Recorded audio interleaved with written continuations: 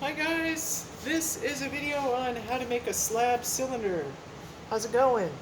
Alright, so first off you have to pick your cylinder. So you guys are going to be doing this at home, and I'd like for you guys to make a nice, a good sized cylinder that could be, I don't know, a vase or something. But the point is you guys are going to be decorating this surface, so I want you to have room to decorate. This is an example that you guys have seen in the lab. So clay shrinks, so you do not want to start with a tube like this, even though that might be something you have at your house. This is not going to be comfortable. You can't put your hand inside it.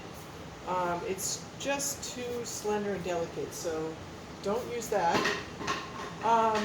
Something like this might be doable, like a Lysol bottle or something, but it'd be better if you went for something bigger. So I have these great cylinders, big thick cardboard cylinder that was a roll for, I don't know, craft paper or something.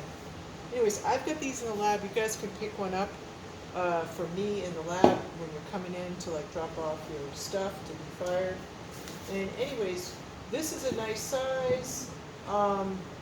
This one was actually made using something bigger, but a little smaller than that would probably be fine. So anyways, I made a template. I just took 8.5 by 11 paper that I had, and then I taped together a couple of sheets so that I had a template that would tell me what size my slab should be. So there you guys can see I've made the template. The edges just meet, that's what you want. A little bit of overlap or a little bit of underlap. It's clay, we can make it work. And so I basically, I'm going low tech on the slab. I just did a throw slab. I had started out with kind of a cube, and I just kept tossing it, and the clay would stretch, and I tossed it and tossed it, and it's not exactly even, but it's pretty good. And I'm just going to start working on it from here, using the rolling pin. If you guys don't have a rolling pin, you could maybe use a wine bottle or something like that to roll out your clay. You guys could also consider that you guys could use the slab roller here on campus if you plan your time. You could come in and use the slab roller. I could show you how to do that. Even though I wedged up the clay, I've still got some little air pockets. So when you see those bubbles, especially if you're not using clay straight out of the bag, make sure you pop them. And I'm trying to go for something I'm spending most of my time on the middle here because the slab was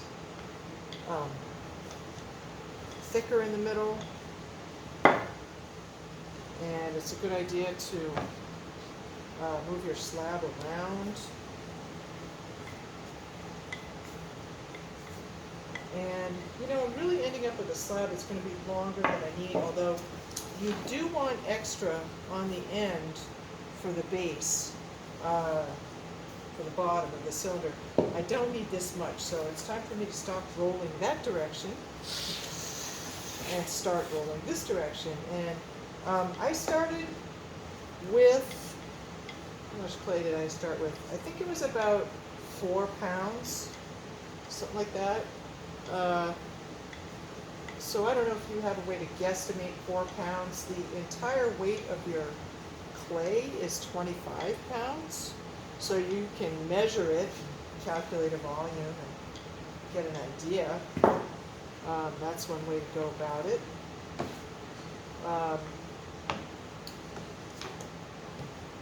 That's one way to go about it.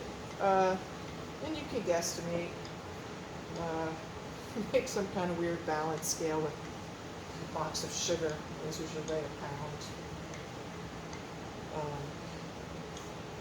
Anyways, a lot of times when people are making clay projects, they'll, like if they want to make a set of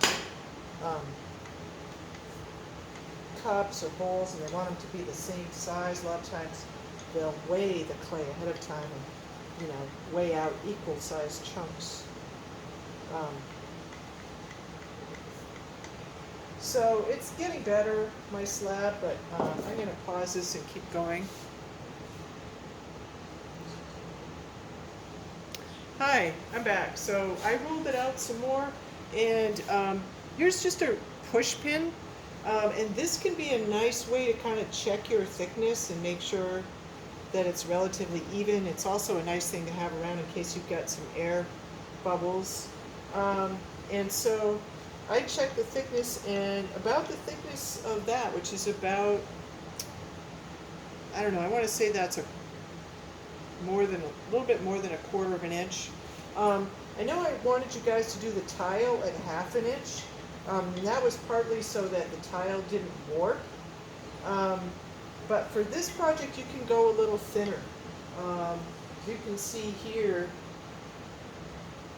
that if you go with the push pin thickness and then it shrinks, you're going to end up with something that's, that's substantial. It's not heavy, but it's a nice thickness to work with. So anyway, don't worry about the little holes from the push pin. Those will just get smoothed over in the process. And so now I'm ready to put my template down, and then it looks like I'm going to have plenty for the bottom as well, especially if I kind of try to use this well. So I've got my steak knife, works great, butter knife works great, and I'm just tracing out my template for my slab cylinder. Alright, so you trace it out, you cut it out, and I'm going to do that. And so I'm just going to cut, just pull straight towards me. I'm going to leave this guy here because I want to use that for the base. And these guys here, I might save. Probably won't need them. So the Mayans made really great cylinders. Proportion-wise, they varied quite a bit. And this is probably a little taller and skinnier than a lot of their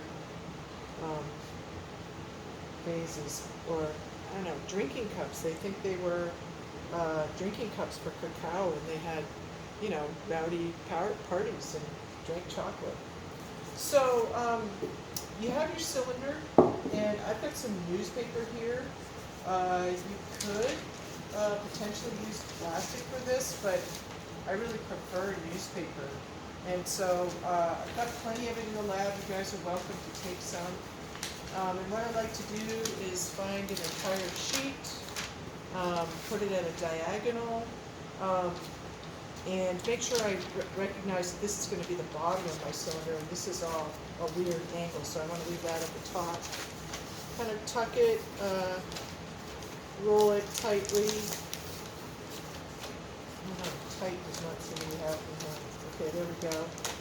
Roll it fairly snug, and then I like to just tuck in the ends. So if you use a cylinder that's hollow, that's kind of nice. You can put a little piece of tape there if you want to. I'm just going to do it that way. And now I've got this ready to go. Now the paper is really important because otherwise the clay will shrink and maybe stick to your cylinder. So paper is really important in this instance.